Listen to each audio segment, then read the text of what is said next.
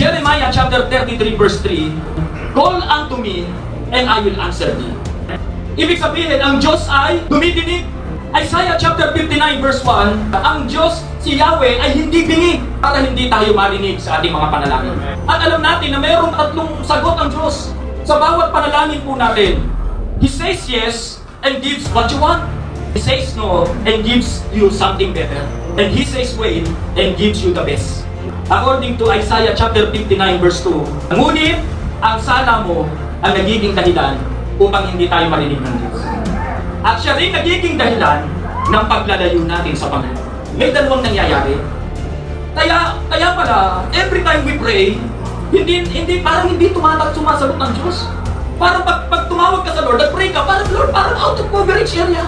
Isa pagluluhod ka sa Panginoon, pagluluhod mo, the number you have dialed is incorrect. Minsan parang hindi tayo naririnig ng Panginoon. At ang unang dahilan, because of sin. Dahil sa kasalanan, hindi tayo naririnig ng Diyos. We must check our connection. Baka mamaya, kaya hindi tayo maka-download, hindi tayo maka-upload. Iba na pala yung passport ng kapitbahay. Amen po ba? Kaya napakahalaga, we must check our connection sa Lord.